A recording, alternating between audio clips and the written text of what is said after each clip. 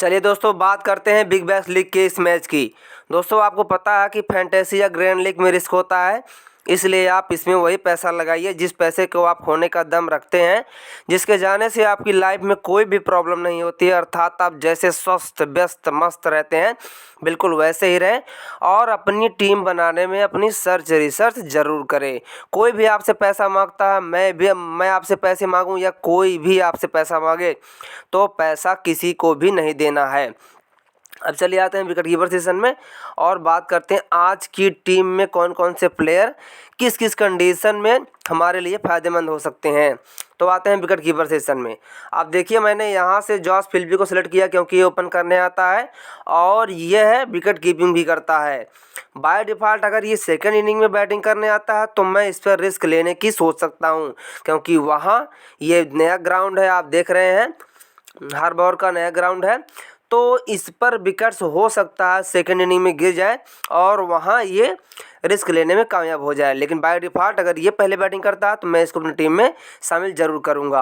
अब चलिए आते हैं बैट्समैन। देखिए, कॉलिन मुडलो को मैंने ट्राई किया है क्योंकि ये बैटिंग फ्रेंडली ग्राउंड हो सकता है और यहाँ ये ओपन करने आते हैं तो ये कमाल कर सकते हैं, इसलिए मैंने इनको ट्राई किया है।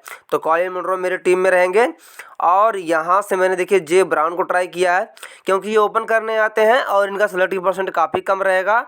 कोई भी प्लेयर बेकार नहीं होता, इस बात को आपको ध्यान में रखना है, क्योंकि देखिए ये भी डोमेस्टिक के स्टार प्लेयर हैं और जो वन डाउन आता है या ओपन करने आता है वो काफ़ी स्टार प्लेयर होता है, बेशक उसका सेलेक्टिंग परसेंट कम है। इस बात को ध्यान रखिएगा। मैंने इनको ट्राई किया है, लेकिन अगर ये सेकंड इनिंग में बैटिंग करने आते हैं तो मैं इनको ड्रॉप कर दूंगा। अब चलिए आते हैं ऑलराउंडर सेशन में। यहाँ से मोसी हेनरिक मेरी टीम में रहेगा क्योंकि ये बैटिंग बॉलिंग दोनों कर सकता है। मिचेल नेसर ये ओपन में बॉलिंग करते हैं और डेथ में बॉलिंग करते हैं, तो ये प्लेयर इंपॉर्टेंट होते हैं कब? जब ये सेकेंड इनिंग में बॉलिंग करते हैं तब, इस बात को ध्यान रखिए। और यहाँ से जे एडवार्ड है, ये तो कंसिस्टेंस बने हुए हैं, विकेट भी निकाल रहे हैं, बैटिंग भी कर रहे हैं। और पॉल वाल्टर है, ये भी काफ़ी कंसिस्टेंसी बनाए हुए हैं, मिडिल में बैटिंग करते हैं। और जो मिडिल के मतलब जो 4 से लेकर 12 ओवर के बीच का ओवर होता है, इसमें अपने कोटे के 2-3 ओवर कर रहे हैं, 4 ओवर भी कर लेते हैं कभी कभी, तो इसलिए इंपॉर्टेंट होते हैं। अब चले आते हैं बॉलर सेशन में। शेन एबोट बेहतरीन क्लास का ऑलराउंडर है, कभी भी इसको प्रमोट किया जा सकता है। और बेन डवारियस ओपन और डेथ स्पेशलिस्ट है, इसलिए मैंने इनको टीम में शामिल किया है। और ब्राटले देख रहे हैं क्या शानदार परफॉर्म करता हुआ आ रहा है, तो इसको मैंने इसलिए शामिल किया। और इसका सेलेक्टिंग परसेंट देख रहे हैं बढ़ गया है। स्पेंसर जॉनसन, इनको इसलिए रखा हूँ क्योंकि ये साइड वाली टिप्स इन पर काम कर सकती है। हो सकता है यहाँ से मिचेल नेसर को विकेट्स ना मिले दोस्तों, तो यहाँ से हमारे स्पेंसर जॉनसन हमारे लिए जो है कीमती साबित हो। अब आप रोटेट कहाँ कर सकते हैं? आप चाहे तो देखिए, यहाँ से जे बर्ड है, अच्छा ऑप्शन है। मैथ्यू कोनेमैन है और टेड मुर्फी है, क्योंकि ये भी 2-3 ओवर कर ही रहा है। और कोई खेलता तो आप उसको ट्राई कर सकते हैं। बाय डिफ़ॉल्ट यह डिसाइड होगा टॉस के बाद। अब ऑलराउंडर सेशन में आप किसी को रोटेट नहीं कर सकते क्योंकि ये सारे ऑप्शन अच्छे हैं।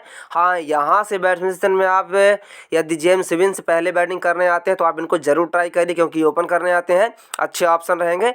मतलब एक या दो रिस्क आपको टीम में रखना है। और यहाँ से आप चाहें तो स्पेंसर जॉनसन के प्लेस पर देखिए, सैम बिलिंग्स भी अच्छा ऑप्शन है, इनको भी रोटेट करते हैं क्योंकि ये कंसिस्टेंस वाले प्लेयर हैं। ये कंसिस्टेंस वाले प्लेयर इनको कंसिस्टेंस भी कर सकते हैं क्योंकि उनके पास 2 चांस होते हैं, एक विकेट कीपिंग से पॉइंट देने का चांस होता है, एक बैटिंग से। और ऐसे प्लेयर एवरग्रीन प्लेयर होते हैं, मतलब ये इनके ज़्यादा चांसेस रहते हैं ड्रीम टीम में आने के।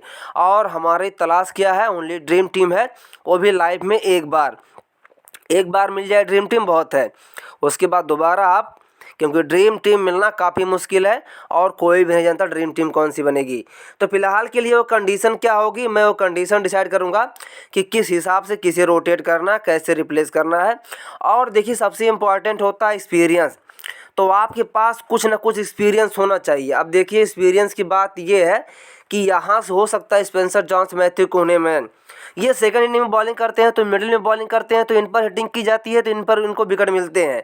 और यहाँ से टेड मुर्फी, ये भी देख रहे हैं आप, कोई भी प्लेयर, खासकर बॉलर, मतलब फैंटेसी में जब लड़ाई होती है बैट्समैन और बॉलर में, तो हमेशा बॉलर ही विजयी होता है। ऐसा मैंने कई बार, क्या समझिए, लगभग 95% बार देखा है। जो अधिकतम परसेंटेज होता है उसी को आपको अप्लाई करना होता है।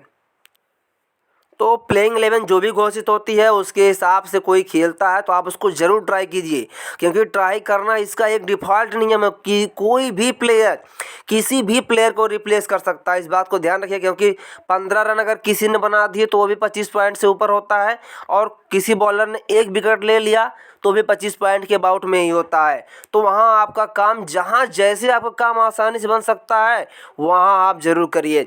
अब देखिए, कैप्टन में मैं बाय डिफ़ॉल्ट मिचेल नेसर को ही रखूँगा, क्योंकि ये अच्छी खासी बैटिंग भी कर लेता है, ओपन और डेथ स्पेशलिस्ट है, इसलिए मैंने कहा। अब वाइस कैप्टन में आप थोड़ा रिस्क लेना चाहें, अगर आपने यहाँ जे ब्राउन को जे बिन्स के प्लेस पर ट्राई किया तो जे ब्राउन को वाइस कैप्टन बना दीजिए, नहीं तो जॉस फिलिपी, इसके पास एडिशनल पॉइंट देने का चांस है, इसको बना दीजिए।